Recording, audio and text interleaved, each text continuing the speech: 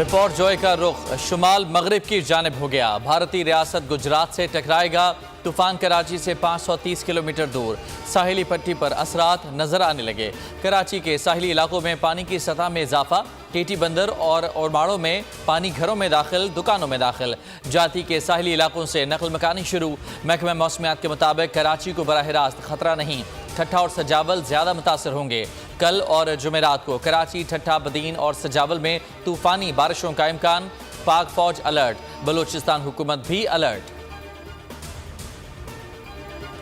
कराची समंदर में नहाने, कश्ती रानी और माहीगीरी पर पाबंदी। क्लिफ्टन से सीव्यू जाने वाली तमाम सड़कें बंद। बाबा भेट, मुबारक विलेज, इब्राहिम हैदरी के मकीनों के लिए रिलीफ कैंप कायम करने की हिदायत। केटी बंदर और इतराफ में समंदर की लहरें 18 से 20 फुट बुलंद हो सकती हैं। सिंध हुकूमत का अलर्ट जारी। वज़ीर आला सिंध कहते हैं कि साहिली इलाकों से शहरियों का इनखला यकीनी बनाएंगे। मुराद अली शाह ने साहिली इलाकों का फ़िज़ाई दौरा भी किया।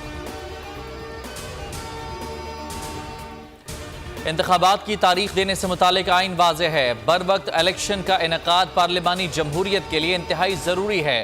पंजाब इलेक्शन अज खुद नोटिस का तफसीली फैसला जारी। फैसले में कहा गया 7 रुकनी बेंच बना ही नहीं, 4-3 का तनासुब कैसे हो सकता है।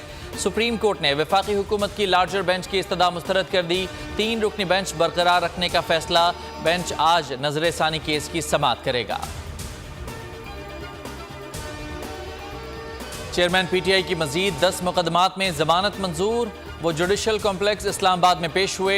30,000 मुचलकों के एवज जमानत मंजूर कराई। डेरा गाजी खान में दर्ज मुकदमे में 14 रोज के लिए हिफाजती जमानत मंजूर। इस्लामाबाद हाई कोर्ट का मुतालिका अदालत से रुजू करने का हुक्म।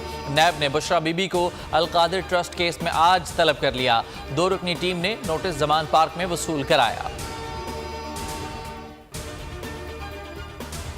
लाहौर अस्करी टावर में तोड़ फोड़ और जलाओ घिराव। ATC ने असद उमर की अबूरी जमानत में 27 जून तक तौसी कर दी।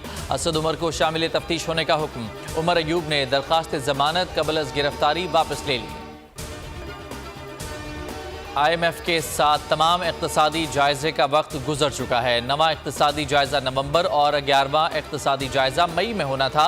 वज़ीर ख़जाना इसहाक़ डार कहते हैं कि IMF की तमाम तर पेशगी शराइत पर अमल दरामद कर लिया।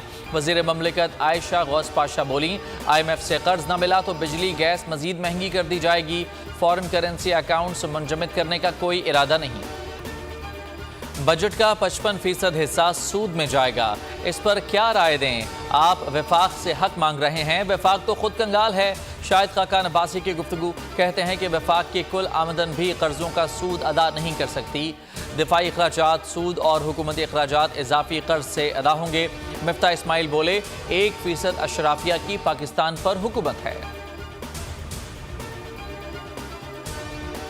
नामवर फनकारों के वफ्द का जिन्ना हाउस का दौरा। मुनफरिद अंदाज में इजहार अकीदत। फनकारों ने मुनफरिद अंदाज में बानी पाकिस्तान और शोहदा पाकिस्तान को खिराज अकीदत पेश किया।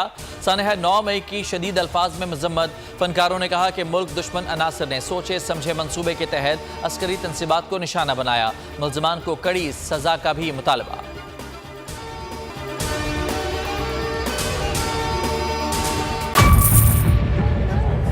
बजट 2023-24 की सबसे बड़ी ट्रांसमिशन। बोल एक मर्तबा फिर सबसे आगे। वजीर खजाना की बजट तकरीर की सबसे बड़ी कवरेज। 62% अवाम ने देखा बोल की स्क्रीन पर। Welcome back to the budget transmission.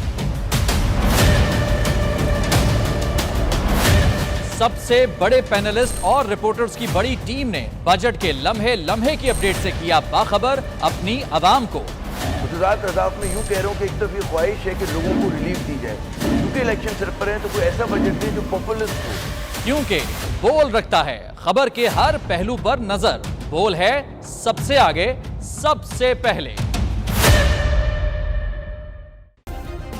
Subscribe करें और बेल दबाएं ताकि कोई खबर रह न जाए।